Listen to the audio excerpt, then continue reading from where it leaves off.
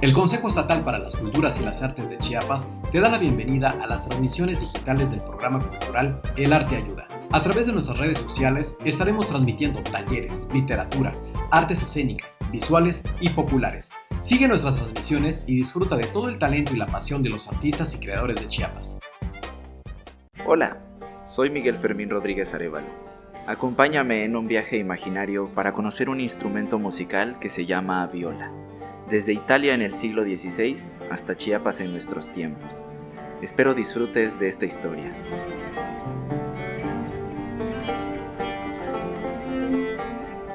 La viola se considera un instrumento de cuerda frotada.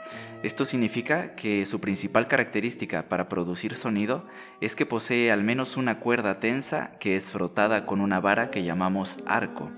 Considero que es un nombre descriptivo y que marca una notable diferencia con los instrumentos de cuerda pulsada, es decir, instrumentos que tienen al menos una cuerda tensa y que para producir sonido son pulsadas con la mano. Por su parte, los instrumentos de cuerda percutida son los que tienen al menos una cuerda que es golpeada para sonar, como el piano acústico. Claro que hay muchísimos más instrumentos de cuerda que el violín, la viola, la guitarra, el arpa y el piano. ¿Qué instrumentos de cuerda frotada, pulsada y percutida conoces? Respecto a la viola, ¿consideras que se parece al violín? Sí, ¿verdad? Y con el violonchelo tampoco hay mucha diferencia en la forma. Solo el tamaño nos ayuda a distinguir visualmente uno del otro. El violín es el más pequeño de su familia. Uno de tamaño estándar suele medir aproximadamente 14 pulgadas. La viola no tiene un tamaño estándar establecido. Existen violas de 15, de 16 y de 16.5 pulgadas. La variedad del tamaño se debe a que en los estudios del sonido que se les hacen a los instrumentos se han encontrado las medidas perfectas para fabricarlos y obtener la mejor calidad sonora.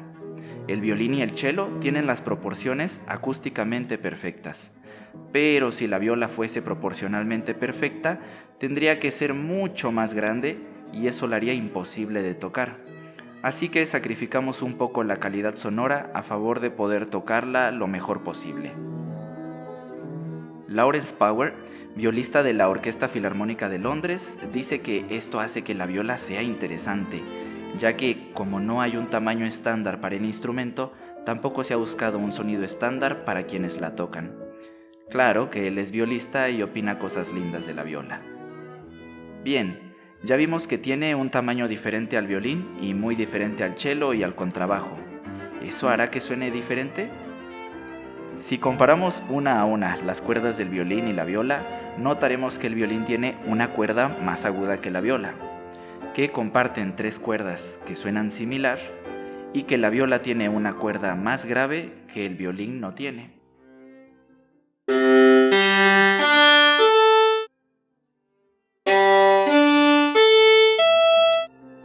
Por eso, la clave para leer partituras en viola no es únicamente la clave de sol, sino mayormente la clave de do, que es el símbolo musical para la lectura de los sonidos intermedios entre los agudos y los graves. Y existe un tercer símbolo que se usa para los sonidos graves, la clave de fa. Regresemos a la viola. La familia cercana del violín y de la viola incluye al violonchelo, que es mucho más grave que la viola, y al contrabajo, que es aún más grave que el cello. ¿Puedes imaginarte cuál es la función de la viola en una agrupación, por ejemplo, un cuarteto de arcos? Yo la considero como una conexión, o más bien un puente sonoro entre los sonidos agudos del violín y los graves del cello. Esta tradición de agrupar los sonidos agudos, medios y graves en 4 instrumentos viene, según los textos que se conservan a la fecha, de las voces humanas. Tenemos partituras del siglo XVI en donde se clasifican a las voces en 4 grupos que en latín llamaban cantus, altus, tenor y bassus. Cantus es la voz más aguda de la agrupación, altus y tenor son las voces intermedias y bassus es la grave. Durante el siglo XVII, poco a poco se cambiaron esas palabras por las que usamos hasta la fecha, soprano, alto, tenor y bajo. Cuando las voces son reemplazadas por instrumentos de cuerda frotada, la viola suele cumplir el papel a veces de alto, a veces de tenor. La viola, como sus demás parientes cercanos, tuvieron cambios importantes en la forma en que se fabricaban durante el siglo XVI en Cremona, al norte de Italia. Las personas responsables de la fabricación son conocidas como lauderos, luthiers, luteros o violeros. En 1560 aproximadamente, la reina Caterina de Medici, en Francia, quería una orquesta de cuerdas frotadas para su hijo, Carlos IX. Así que pidió a la familia del laudero italiano Andrea Amati un encargo de instrumentos. Los Amati aprovecharon la oportunidad y fabricaron un modelo especial. Enviaron a la familia real 24 violines, 6 violas y 8 violonchelos. Imagínense las consecuencias de mandar una nueva tendencia en la construcción de estos instrumentos, desde Cremona en el norte de Italia hacia París, en el norte de Francia, diseñados para la corte real. Muy pronto toda Europa se adaptó a esta exitosa nueva forma de construir estos instrumentos. Para ese entonces, México y otros países del continente americano llevaban más de 30 años bajo el dominio de la corona española, y por mar, desde España, ya había llegado el rabel, que es el antecesor de la familia de la viola de Amati. El rabel no tiene la forma del violín convencional que fabricó la familia Amati. Este es un rabel posiblemente huizárica o rarámuri. Es actualmente conocido como un violín huichol o violín tarahumara. Escuchemos cómo suena.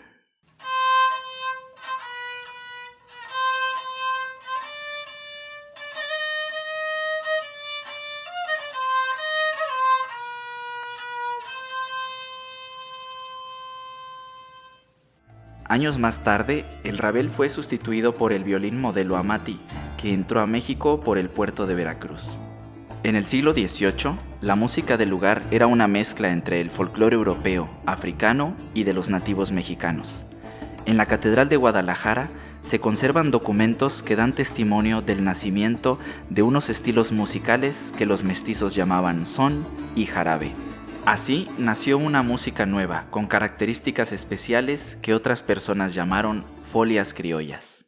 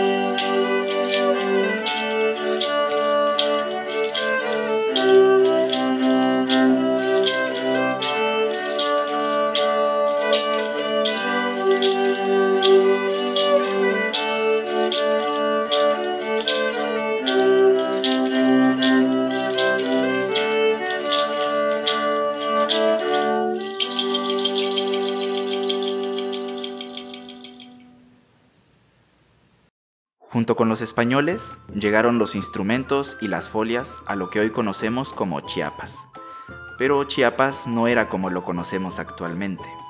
Antes de la llegada de los españoles, el territorio se distribuía por quienes lo habitaban: zoques, mayas y mijes.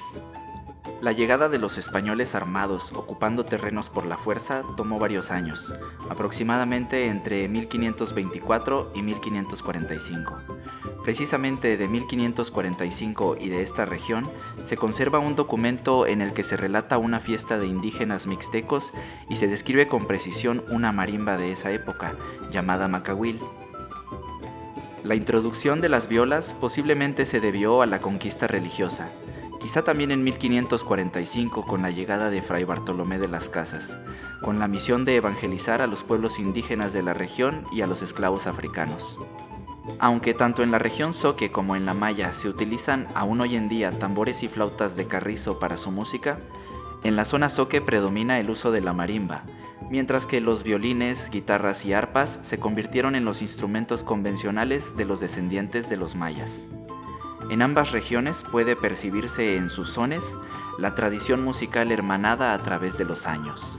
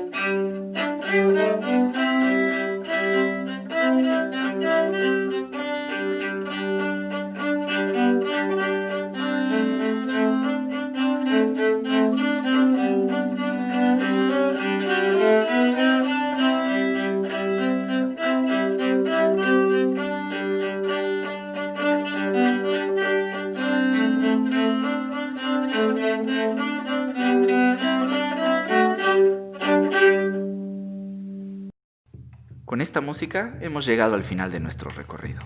Espero que lo hayas disfrutado. Te agradezco la compañía. Hasta pronto.